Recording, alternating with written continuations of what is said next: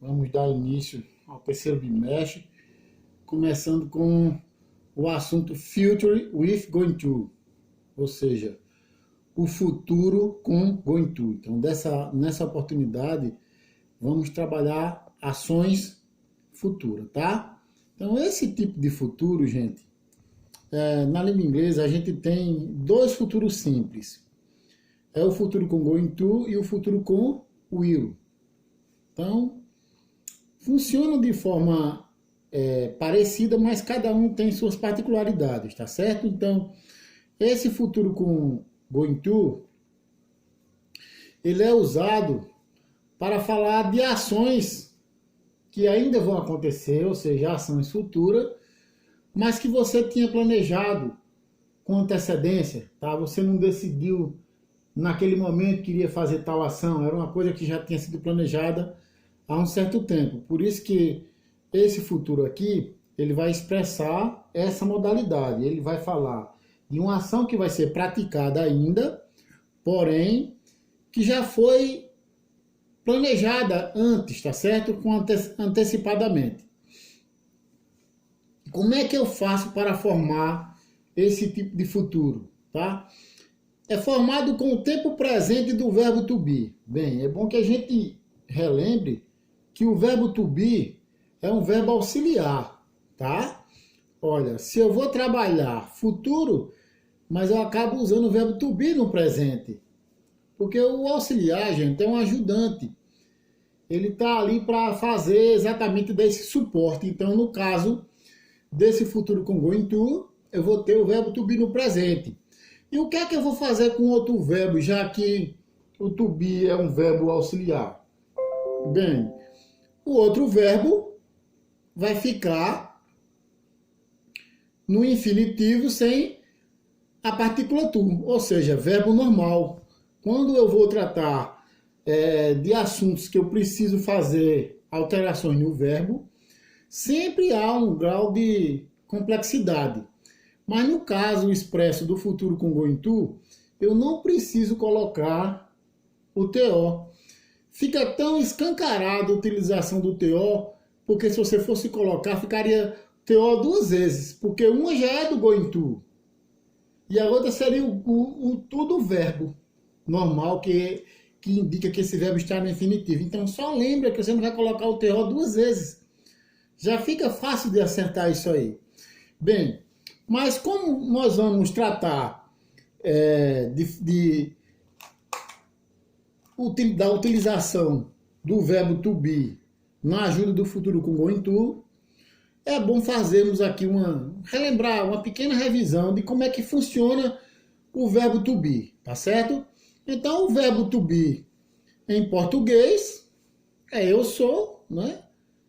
É ser ou estar, na verdade. Mas aí, quando você vai colocando as formas, você vai ter a forma afirmativa, a forma negativa e a forma interrogativa. E aqui nesse quadro, eu já trago para vocês uma tabela completa, inclusive com as abreviações, para que você revise isso daí, porque na hora que você for estruturar qualquer sentença com going to, se faltar essa colocação do verbo to be de maneira apropriada, naturalmente essa sentença vai ficar errada. Então é bom dar uma relembrada. Por exemplo, I am.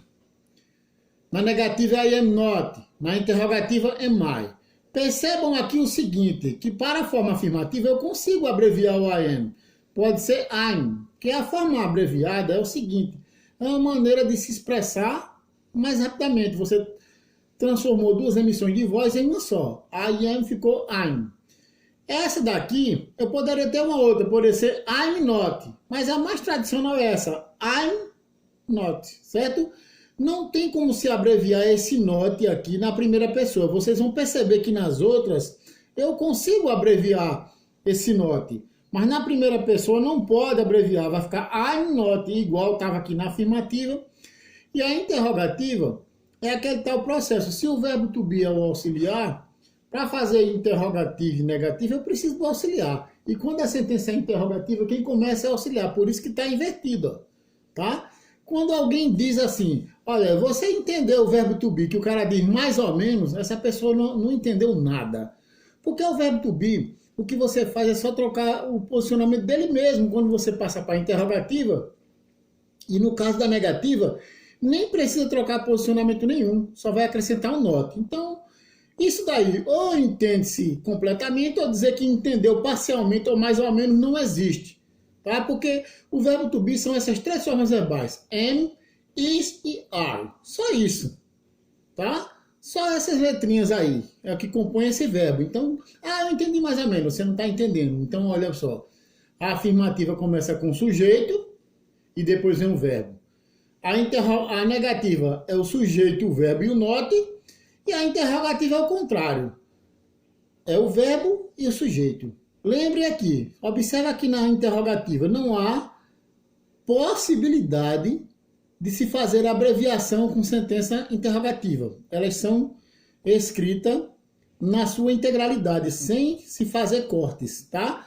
Já na afirmativa e na negativa é possível se fazer abreviações, tá? Isso aqui é permitido, tá?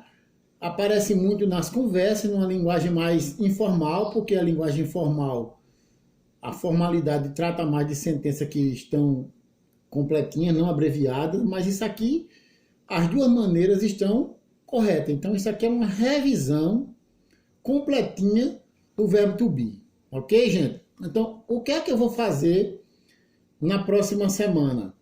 Na próxima semana, eu vou começar a estruturar as sentenças para vocês. Como é que você forma afirmativa, interrogativa e negativa, já que aí só tem o verbo, já incluindo o going to e o verbo que você vai utilizar. Você vai perceber que é muito fácil, tá, gente? Então, vocês comecem fazendo essas tarefas, enviando, porque no final, no encerramento do bimestre, farei o mesmo procedimento que eu fiz desse bimestre aqui. E muita gente se saiu bem, porque já tinha uma nota considerável, né? Já estava, de certa forma, passada. Eu tinha aluno com 7 pontos. Então, isso facilitou muito. E eu observei também que algumas pessoas que ficaram com nota baixa foi exatamente por não terem enviado essas atividades que foram pedidas durante a semana. Tá certo, minha gente? Então, eu espero que vocês tenham uma boa semana, bons estudos. E conto com vocês para que vocês efetuem essas tarefas todas, tá? Envia tudo para mim. Tchau.